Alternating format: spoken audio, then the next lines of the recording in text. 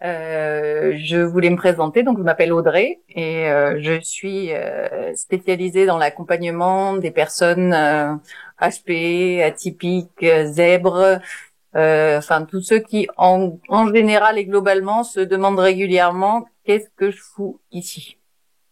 Ça c'est une question récurrente en général.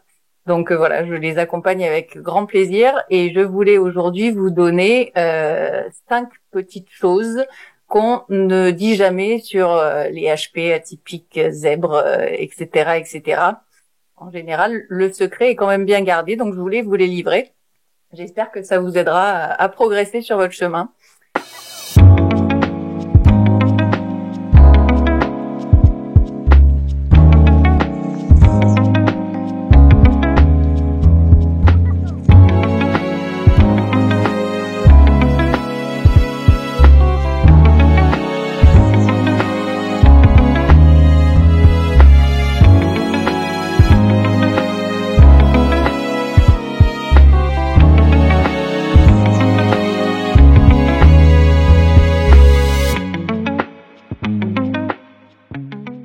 Donc le numéro 1, c'est pourquoi est-ce que ce type de personnes ne se plaisent jamais dans des groupes. Mais jamais. Ça ne marche jamais. Au début, ça semble marcher et puis ça finit toujours par un désastre en général. Il y a une explication. Il y en a plusieurs. C'est toujours multifactoriel et on va pas résumer ça. Mais en gros, ça vient quand même à la base du cerveau reptilien, parce qu'on est des animaux, faut pas l'oublier. Et donc, comme tous les animaux, on sent des trucs que notre cerveau ne sait pas toujours décoder, décrypter, ou il n'a toujours pas toujours conscience de ça. Mais nous, on le sent. Les animaux, quand ils sont en meute, en troupeau, ils sentent toujours quand il y a un individu qui est différent d'eux. Toujours. C'est le bison qui a la bosse un peu plus avancée, c'est l'agneau qui traîne un peu la patte, le troupeau, l'intelligence du troupeau, de la meute, l'intelligence collective, elle sait qu'il y a un truc qui est bizarre avec cette bête-là. Et en général, quand il y a un truc de bizarre avec une bête, qu'est-ce qu'on fait en tant qu'intelligence collective animale? On s'arrange pour, en tout cas, au début, l'encercler, voir ou explorer s'il y a un danger potentiel. Et après, s'il n'y a pas de danger potentiel, mais que la simple présence de l'animal différent met en danger les autres, on s'arrange pour l'écarter. Donc en fait, les HP atypiques, zèbres et tous ceux qui rentrent pas dans les cases, ils ont ça en eux. Quand ils sont dans un groupe, ils sont différents et les autres, ils se sentent qu'ils sont différents. Donc en général, ce qui se passe, c'est que parfois, le groupe considère, ah ouais, lui ou elle est intéressante et tout ça, donc ce serait peut-être bien de voir ce qu'elle a à dire, ce qu'il a à dire et tout ça. Au début, ça marche bien. Et puis après, au bout d'un moment, on se rend compte que vraiment, il est pas comme ça. Hein. T'as vu ce qu'il m'a dit en réunion la dernière fois? Ou putain, je lui parlais d'un truc, t'as vu ce qu'elle a dit, comment elle a réagi? Et au fur et à mesure, il va y avoir cet effet d'écartement, mais qui est finalement dû quand même à la présence dans le groupe d'un individu foncièrement différent. Et ça, les animaux que nous sommes le sentent. Donc c'est pour ça que en général, les HP zèbres atypiques ne se plaisent pas du tout dans les groupes, ou en tout cas dans les groupes qui sont constitués de la majorité d'éléments comme eux. C'est la seule manière de se plaire à peu près dans un groupe, c'est quand il y en a plusieurs comme vous. Donc ça, c'était le premier truc. Le deuxième petit truc, on passe au deuxième petit truc, c'est, on dit souvent, ces gens-là, les surdoués, les HP, les atypiques, les zèbres, sont quand même assez rares en général. C'est pas tous les jours. Je suis désolée, il y a plein de mouches autour de moi. C'est l'été, c'est la campagne. Les mouches, ça adore. Donc ils sont rares. Et en fait, ils se disent, mais si je suis si rare que ça, comment ça se fait que moi j'ai l'impression que tous ceux que je côtoie régulièrement, ils en sont aussi. Parce que mon mari, ma femme, elle l'est aussi, mes enfants le sont aussi, mais mes amis aussi, mes parents parfois, mais et donc il y en a, je ne vois que ça autour de moi, les proches que je côtoie, etc., etc. Comment ça se fait? Ça aussi, c'est quand même à revenir sur le truc primordial de, on est quand même des animaux, mais ça c'est un effet qui a été étudié sociologiquement par les neurosciences et par tous les travaux qui ont été réalisés sur ce type de population. c'est que on touche au cerveau reptilien là aussi. Le cerveau reptilien, c'est celui qui vous dit agis ou alors tu vas mourir, ou paralyse-toi ou alors tu vas mourir, ou fuis ou alors tu vas mourir. Et la partie du cerveau reptilien qui gère les mécanismes de la survie, elle sait aussi, dans la même idée que l'idée numéro 1, que en fait, si tu t'entoures de gens qui vont te comprendre, bah tu vas avoir plus de chances de survie. Donc en fait, ça veut dire que si tu t'entoures de plus de gens comme toi, bah il y a plus de chances quand même qu'ils te comprennent et que donc ça assure ta survie sur le long terme. Et cet effet-là, il a été étudié et c'est le truc que vous pourrez dire à la prochaine ou au prochain qui vous dira ouais mais toi de toute façon tu vois des HP partout, comment ça se fait et tout ça, bah c'est qu'il y a une raison en fait et cette raison ça s'appelle l'effet de grappe. Et c'est pour ça que en fait on se rassemble pour être collé serré vis-à-vis de l'ennemi qui va arriver ou vis-à-vis de la catastrophe ou vis-à-vis de plein de trucs. Donc en fait c'est pour être serré, pour être au chaud et pour être avec les autres qu'on se met ensemble et c'est souvent que donc vous retrouvez beaucoup de HP ou de gens atypiques comme vous dans votre entourage ou dans les personnes proches de vous, c'est pour ça. Voilà, c'était le deuxième point. Le troisième point c'est quoi? C'est ça vient d'où ce truc? Ça vient d'où? C'est la source de cette différence, elle est fondamentale, mais elle est aussi multifactorielle, cette différence. Donc, je vais pas vous répondre juste un truc. Par contre, ce qui a été prouvé, et c'est une piste de réflexion intéressante, c'est que ce soit justement sur du QI, de l'intelligence cognitive, logico-mathématique ou de l'intelligence émotionnelle, en fait, les études qui ont été menées, quand on a disséqué plein de cerveaux pour savoir, c'est que il semblerait que les gens qui partagent ces particularités-là, ils ont une particularité justement, c'est que ils ont une myélinisation. C'est quoi ça? Donc c'est une espèce de gaine qui est comme un fil conducteur qui enrobe tous les réseaux neuronaux. Et c'est cette myéline en fait qui est responsable de la vitesse de traitement des données.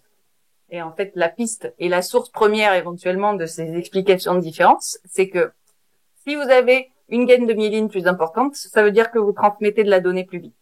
Donc, une donnée brute qui arrive à quelqu'un qui n'est pas HP, qui n'est pas zèbre, qui n'est pas atypique, elle va être reçue. L'information, elle va être traitée, mais ça va être un temps X.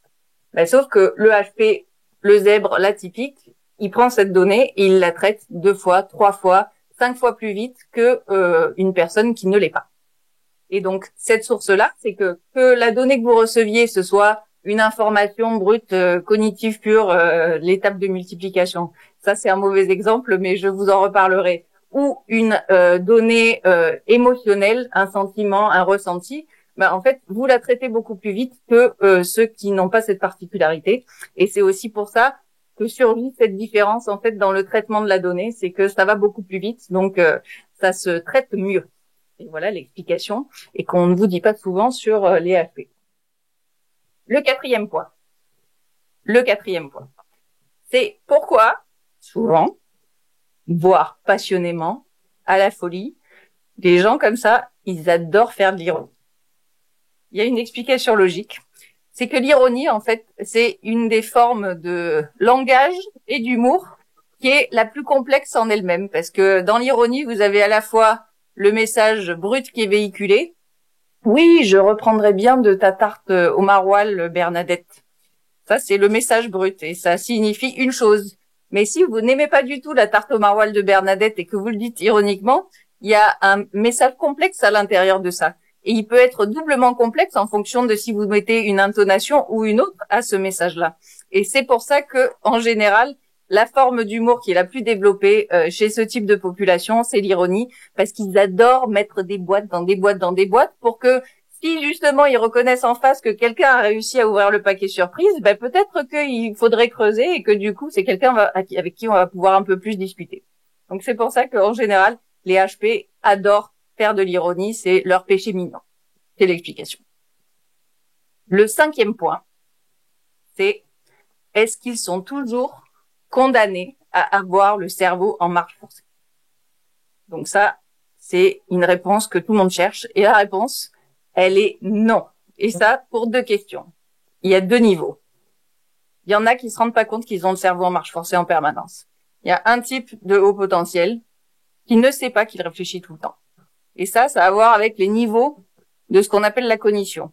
C'est que, en gros, ils sont arrivés à mettre ça dans une boîte, et donc, dans cette boîte-là, tout le traitement de l'information se fait, mais on ne sait pas que c'est traité à ce moment-là, et il y a une espèce de voile pudique, une espèce d'hologramme qui est mis pour que on ait l'impression d'avoir le cerveau en sauce blanche. Donc parfois, quand vous demandez à votre conjoint qui partage cette particularité avec vous et qui vous dit, tu lui dis à quoi tu penses et il te dit à rien, c'est sûr qu'il pense pas à rien. Il pense à tout un tas de trucs, mais sauf qu'il l'a rangé dans une telle boîte éloignée de son écran conscient que en fait, il sait pas qu'il est en train d'y réfléchir et que 2 ou 3 jours plus tard, il va vous pondre une fulgurance en vous disant chérie, j'ai trouvé la solution 2. Et c'était parce que tout était en train de se faire dans cette boîte et que donc le trajet de l'information s'est fait dans cette boîte sans qu'il en soit conscient. Et la deuxième réponse de non, on n'est pas obligé d'avoir toujours le cerveau en marche forcée, c'est qu'il y a plein d'outils et plein de petits trucs et astuces thérapeutiques et énergétiques, des exercices pratiques qui peuvent permettre de débrancher le mental quand on a vraiment le vélo qui tourne à fond la caisse. Et ça, je me ferai un plaisir de vous faire des vidéos à ce sujet pour vous donner des trucs et astuces qui marchent à tous les coups pour se débarrasser de ce mental qui est parfois trop envahissant. Et on va un petit bonus pour le 6e point. J'avais dit 5, mais je vous fais un cadeau, j'en donne un 6e qui est vraiment le bonus en mode perfide. Quand vous allez être abordé par votre voisine que vous aimez pas trop ou le pote du boulot qui arrête pas de se comparer à vous et qui dit être HP aussi et qui dit qu'il est zèbre, etc., etc., et qui va vous répondre ouais, mais ça, de toute façon, moi, tu sais, je suis quand même beaucoup plus intelligent que la moyenne parce que j'ai été testé à 200 de QI. Et donc, voilà quoi. Alors, on répond quoi à ça? Quand il y a quelqu'un qui vous dit de toute façon, tu peux pas comprendre ce que je te dis parce que moi, j'ai 200 et toi, tu l'as même pas passé. Alors, on lui dit que, et d'une, tu l'as passé sur Internet. Si la réponse est oui, vous pouvez abandonner d'ores et déjà ou alors sortir un petit truc ironique. C'est que, en gros, si c'est sur Internet. Et le deuxième truc, c'est si vous dites non, non, pas du tout, j'ai fait un vrai test et tout ça, ça a été validé par des psychologues, machin. Vous lui dites ah ouais, je comprends Bernard, mais du coup tu l'as passé en anglais, ton test c'est ta langue maternelle. Parce que ce qu'il faut savoir en fait, c'est que pour les tests de QI des adultes, c'est en Europe en général le WAIS qui est utilisé.